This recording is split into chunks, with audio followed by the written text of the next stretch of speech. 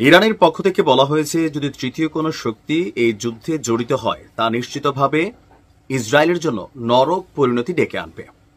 এর পাশাপাশি মধ্যপ্রাচ্যে এই যুদ্ধ ছড়িয়ে পড়বে। ইভেন যেই মিত্ররা ইসরায়েলকে ইরানের বিরুদ্ধে হামলা চালানোর জন্য ক্ষেপণাস্ত্র অথবা যুদ্ধ বিমান অথবা যে কোনো সামরিক সরঞ্জাম দিয়ে সহযোগিতা করবে, তাদের কোনো স্থাপনা, তাদের কোনো ঘাঁটি যদি মধ্যপ্রাচ্যের কোনো দেশে থাকে, তাহলে ইরানের পরবর্তী টার্গেট হবে সেই দেশের সেই সামরিক স্থাপনাগুলো।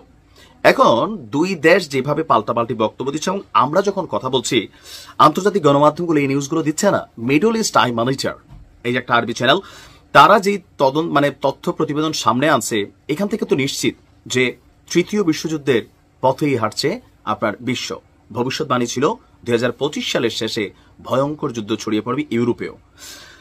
দর্শক, আপনার ইরানের হামলায় ইসরায়েলের প্রতিরক্ষা ক্ষেপণাস্ত্রের অবস্থা খুবই বাজে অবস্থা। আমরা বলছিলাম যে ইরানের পতাকা ফাঁড়ে তাদের যে আকাশ প্রতিরক্ষা সিস্টেম, সেটা অনেকটা ব্যর্থ হয়ে গেছে। ইভেন মেশিনারির সংকট আছে। এর মাঝখানে ইরানের প্রতিনিয়ত হামলায় ইসরায়েল ব্যাপক ক্ষয়ক্ষতির শিকার হচ্ছে। এই অবস্থায় মিত্রদের কাছ থেকে অস্ত্রশস্ত্র সহযোগিতা চেয়েছিল ইসরায়েল। ইসরায়েলের আয়রন ডোম এবং আকাশ প্রতিরক্ষাকে আরো শক্তিশালী করার জন্য এবার মিত্র রাষ্ট্র যুক্তরাষ্ট্র এবং জার্মানি থেকে বড় ধরনের সামরিক সরঞ্জামের এক চালান নেমেছে। প্রায় একটা দুইটা না, 1 ডজন চালান এসেছে ইসরায়েলে। মিডল ইস্ট মনিটরের এক প্রতিবেদনে বলা হয়েছে যে ইরানের সঙ্গে চলমান সংঘাতের মধ্যে যুক্তরাষ্ট্র এবং জার্মানি থেকে 14টি কার্গো বিমান, বিশাল বিশাল, এই বিমান ভর্তি করে আপনার সামরিক সহযোগিতা পাঠিয়েছে জার্মানি এবং যুক্তরাষ্ট্র। ইসরায়েলের প্রতিরক্ষা মন্ত্রণালয় এক বার্তায় এই তথ্য নিশ্চিত করেছে। এসব বিমান সামরিক সরঞ্জাম এবং রসদ বহন করে নিয়ে আসছে, যা ইসরায়েলের সেনাবাহিনীর অপারেশনাল প্রস্তুতিকে জোরদারে সহায়তা করবে। এই চালানটি 13ই জুন থেকে ইরানের বিরুদ্ধে যে সামরিক অভিযান চালাচ্ছে ইসরায়েল, সেই অভিযানকে আকাশ এবং সমুদ্রপথে সহায়তা করার জন্য পাঠানো হয়েছে। বলা হয়েছে যে আপনার এ পর্যন্ত আপনি দেখেন 2023 সালের 7ই অক্টোবর থেকে 25 জুন, 2 বছরের কাছাকাছি 800রও বেশি কার্গো বিমান পাঠিয়েছে এই রাষ্ট্রগুলো।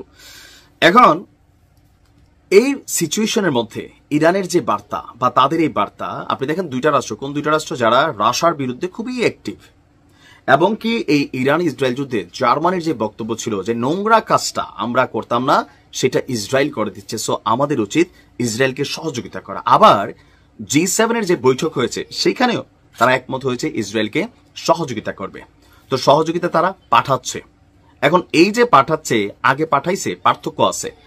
এই তথ্য গণমাধ্যমে আসার পর ইরানের প্রেসিডেন্ট মাসুদ পেজেশকিয়ান তিনি কড়া বার্তায় হুঁশিয়ারি দিয়েছেন এই রাষ্ট্রগুলোকে। ইভেন বলছেন যে এবারের বিষয়টা ভিন্নভাবে নিয়েছে ইরান। আর অলরেডি আমরাও গেল নিউজ করি হয়তো 5-6 বছর, বাট এই যুদ্ধগুলোর যে আপডেটগুলো টেলিভিশনে গণমাধ্যমে দেখছি, এরকম কিন্তু পাল্টাপাল্টি লম্বা সময় যুদ্ধ হয় না। এবং ইরান যতটা এখন অ্যাডভান্টেজ পাইতেছে বা যে জায়গাটা আছে, এরকম দৃশ্য কিন্তু আর আগে আমরা কখনো দেখি নাই। তবে পরিস্থিতি যেভাবে ধারণ করছে, চীন যুক্তরাষ্ট্রকে আগুনে ঘি না ঢালার জন্য সতর্কতা করেছে। রাশিয়া বলছে যে রাশিয়ার এখানে স্বার্থ আছে, যদি ইরানে বড় কোনো অভিযান হয় তাহলে রাশিয়া ইরানের পাশে দাঁড়াবে। তার মানে একটা বিশ্বযুদ্ধের দিকে ধাবিত হচ্ছে এই যুদ্ধ। আল্লাহ হেফাজত করুক। আসসালামু আলাইকুম।